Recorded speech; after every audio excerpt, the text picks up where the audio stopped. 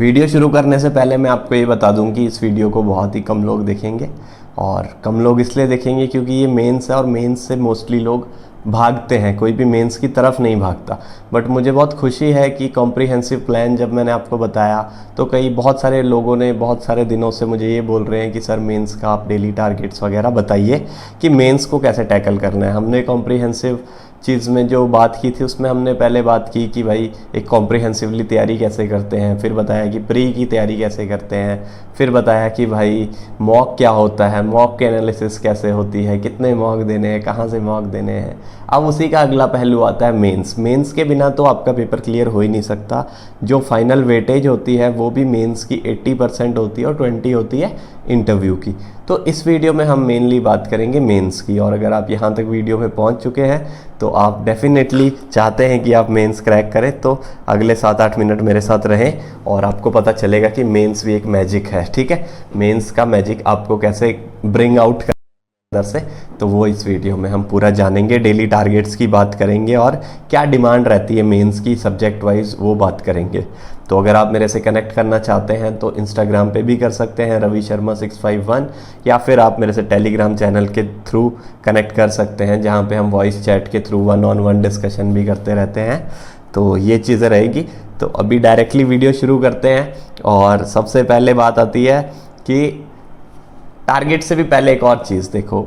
मैं हमेशा बोलता हूँ ये चीज़, आप लोगों को मैं चैम्पियन कह के रेफ़र करता हूँ कि you all are my champions. तो keep it simple champion, and if you be able to keep it simple till the end, till the interview, you will surely be selected in this IBPS PO 2024। तो keep it simple का मतलब, सीधा सा मतलब यही है कि अपने माइंड पे मेंस वगैरह को हावी ना होने दें आप। जैसे आपने प्री के बारे में, प्री की डिमांड समझ के आगे बढ़े, वैसे ही मेंस के बारे में भी हम लोग डिमांड समझेंगे और आगे बढ़ेंगे और बिंदास पेपर क्लियर करेंगे। ठीक है, तो कुछ डिमांड्स है और कुछ चीज़ों की फेमिलियरिटी लानी होती है हमें, और उसके बाद हम मेंस भी क्लियर कर लेते हैं। तो अभी शुरू करते हैं। जो इंग्लिश लैंग्वेज के आपके टास्क रहेंगे, पहले टास्क सुनो और उसके बाद मेरी एक बात सुनना। इंग्लिश लैंग्वेज के जो टास्क रहेंगे उससे पहले उसकी जो डिमांड रहेगी वो रहेगी रीडिंग एंड कॉम्प्रिहेंडिंग या फिर अंडरस्टैंडिंग स्किल्स। अंडरस्टैंडिंग स्किल्स से मेरा सिंपल मतलब ये है कि भाई मान लो अगर अभी जैसे आपकी मदर टंग हिंदी है, ठीक है, तो हिंदी में अगर मैं किसी को बोलूँ कि यहाँ पे ये 10 किताब पढ़ी है, तो आप बोलोगे सर ये 10 किताब नहीं, ये तो किताबें हैं, मतलब ये एक थोड़ी है, ये तो बहुत सारी हैं, तो आप किताब क्यों बोल रहे हैं, किताबें बोलिए।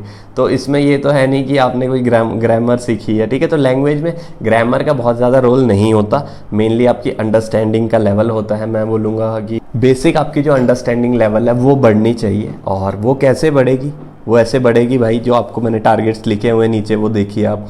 Reading 45 to 60 minutes daily, reading comprehension 3-4 आपको सॉल्व करने हैं, para jumble 5, fillers 5, error detection 10 और क्लोज टेस्ट 5। तो यही इन्हीं के बीच में आपका जो मेंस का पेपर रहेगा वो इंग्लिश का इन्हीं 4-5 चीज़ों के इर्द गिर्द घूमेगा। जब मैंने IBPS PO क्लियर किया था तो लगभग 70-80% पेपर रीडिंग कॉम्प्रिहेंशन ही था। 4-5 छोटे छोटे रीडिंग कॉम्प्रिहेंशंस थे, उनके साथ किसी के साथ 5, किसी के साथ 2, किसी के साथ 3 सवाल थे वहाँ पे।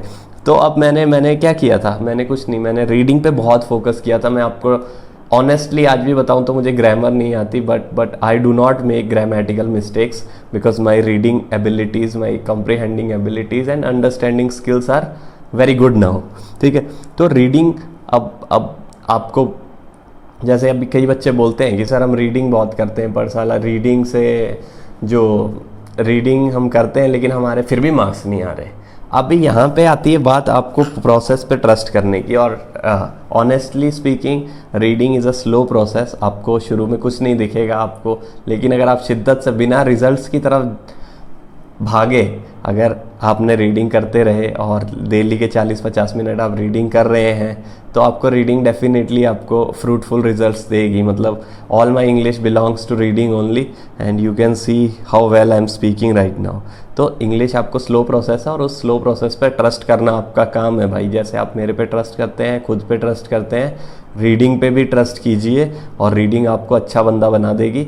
और चाहे आप हिंदी मीडियम से हैं, इंग्लिश मीडियम से हैं, करना तो पड़ेगा ही। अब मैदान में आ गए तो जीत के ही जाना पड़ेगा, ठीक है। और रीडिंग कॉम्प्रिहेंशन सॉल्व करने हैं डेली 2 से 4, वो कहाँ से करने हैं, एक तो एरिस्टोटल 99 और एक आरसी बाय सुजीत कुमार, ये दोनों किताबों का PDF मैंने Telegram channel Champions of Ravi Sharma में डाला हुआ है, तो आप वहाँ से भी कर सकते हैं, नहीं तो आप गूगल से भी कर सकते हैं, या फिर ये जो बाकी भी सारे सवाल हैं ये गाइडली के PDF कोर्स वगैरह से भी कर सकते हैं, या फिर मेंस का किसी और मॉक को सबमिट करके, किसी भी पुराने मॉक को 2022-23 के मॉक को भी सबमिट करके उनके थ्रू ये क्वेश्चंस निकाल सकते हैं। जो अभी वाला जो IBPS PO दे रहे हैं उसके मॉक को सबमिट मत करना, उसको तो डायरेक्ट सॉल्व करना आपको पूरा अच्छे से बैठ के 2-3 घंटा।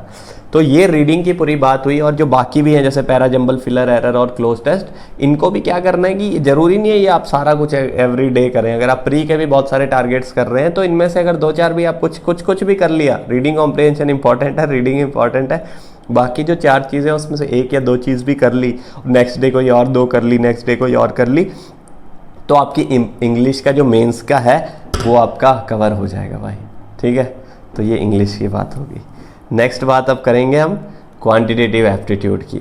अब एक आपको सीक्रेट बताता हूँ कि क्वांटिटेटिव एप्टीट्यूड जो क्लियर करना है ना, वो बहुत ज़्यादा मुश्किल नहीं है IBPS PO में। वो क्यों मुश्किल नहीं है, क्योंकि थोड़ा पेपर आता है टफ़, थोड़ा नहीं काफ़ी टफ़ आता है, लेकिन जब बहुत ज़्यादा टफ आता है तो सिर्फ 1-2 मार्क्स की सेक्शनल कट ऑफ जाती है। तो आप इतने भोंदू तो नहीं है, इतने मंदबुद्धि नहीं है कि आप इतने 2-4 मार्क्स भी नहीं ला पाओ। मेंस के जो मॉक आप देंगे उसमें शायद आप 0 या माइनस भी लाएं, मैं भी लाया था, लेकिन जो इम्पॉर्टेंट चीज़ है वो ये है कि हम अपनी data handling ability and basic concepts, यही डिमांड है क्वान्टिटेटिव एप्टीट्यूड मेंस की, कि आपकी डाटा हैंडलिंग एबिलिटी कैसी है और आपके जो बेसिक कंसेप्ट्स हैं वो कितने स्ट्रॉन्ग है। और ये अगर बेसिक्स जिसके स्ट्रॉन्ग होते हैं और जो कॉन्फिडेंट इंसान होता है वो थोड़ा सा डरता कम है चीज़ों से, और जब वो डरता नहीं है तो चीज़ें अपने आप होती रहती हैं। अब इसके टारगेट्स की बात करते हैं।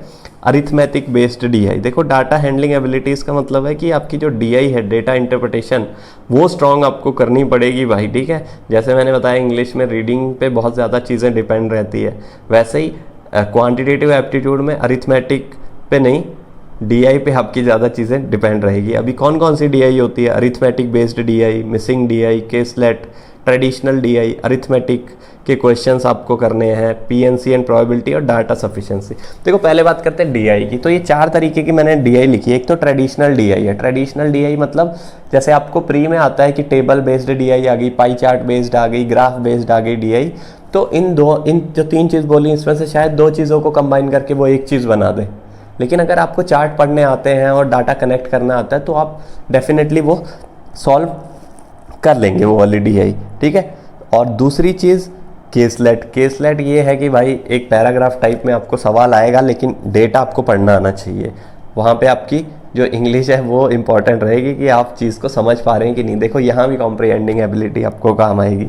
थर्ड चीज़ है मिसिंग DI। मिसिंग DI भी एक पैराग्राफ टाइप ही होती है, बट वहाँ पे बीच बीच में कुछ डाटा मिस होता है, या फिर एक टेबल होगा उसमें बीच में कुछ डाटा मिस होगा, तो वो मिसिंग DI होती है। और arithmetic based DI, arithmetic based DI से बहुत सारे लोग घबराते हैं, बट मेरे को अरिथमेटिक DI पर्सनली थोड़ा अच्छी लगती थी, ईजी लगती थी, क्योंकि अरिथमेटिक का कोई एक कंसेप्ट वो पकड़ेंगे और उसी पे आपको वही फार्मूला लगा के आपके 5 सवाल सॉल्व हो जाएंगे।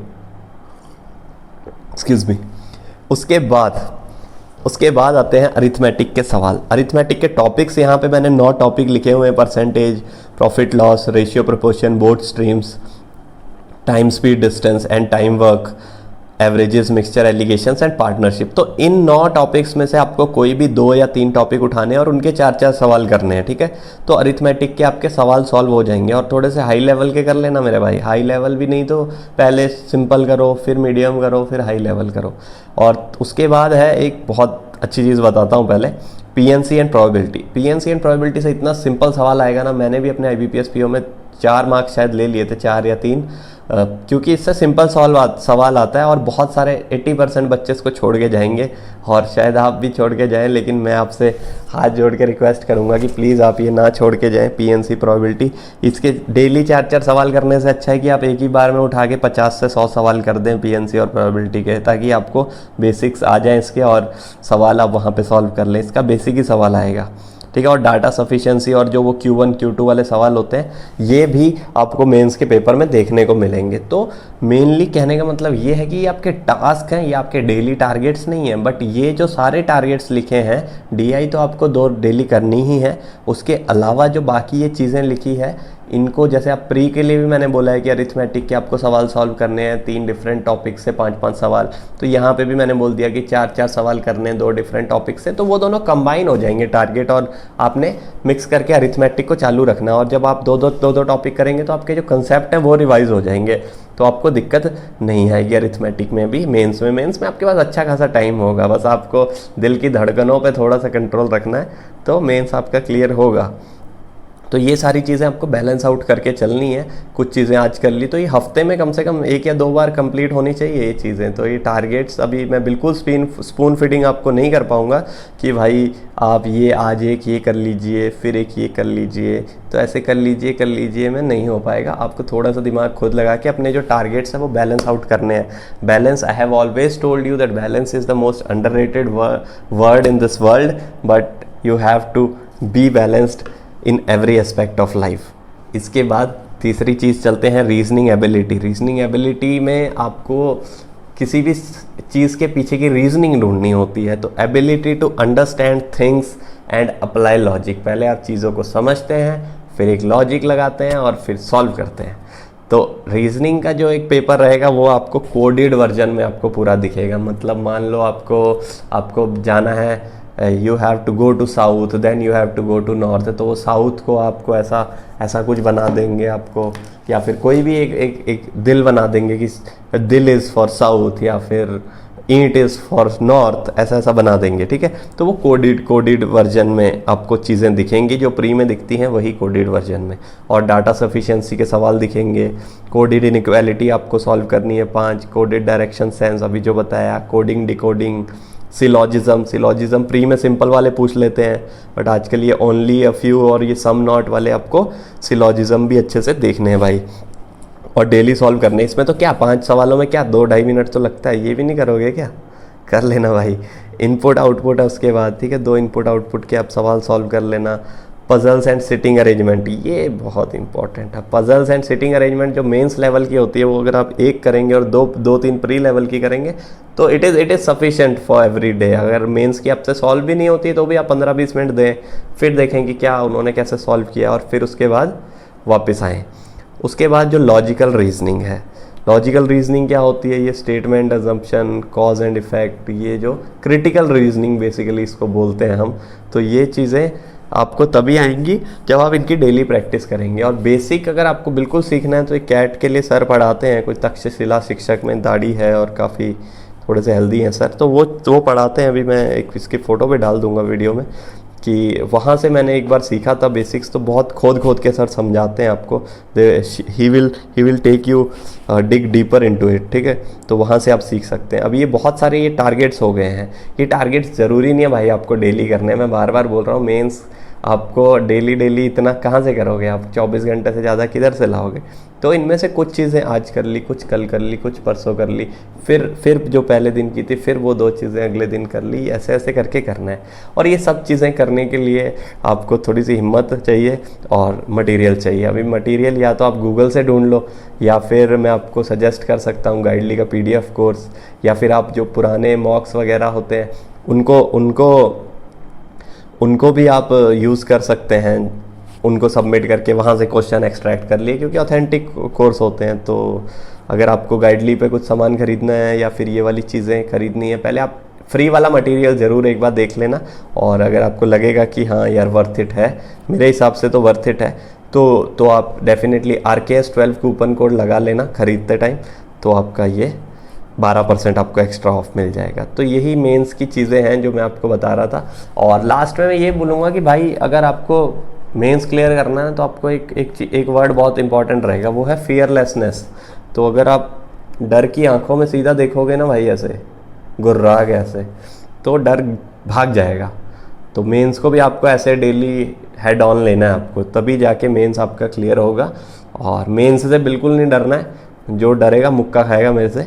तो मेंस से बिल्कुल मत डरना आप, और कुछ दिक्कत हो तो मेरे से कमेंट सेक्शन में आप पूछो, और टेलीग्राम चैनल पे भी पूछ सकते हैं, इंस्टाग्राम पे भी पूछ सकते हैं। मतलब वी आर सो ब्लेस्ड कि हमारे पास ये सब कुछ है, ठीक है। तो thank you for watching this video, and let me know in the comment section how simplified I have made it for you. तो सिंप्लीफाई मैंने किया कि नहीं, और लाइक शेयर सब्सक्राइब आप कर सकते हैं, नहीं भी करना तो जयराम जी की।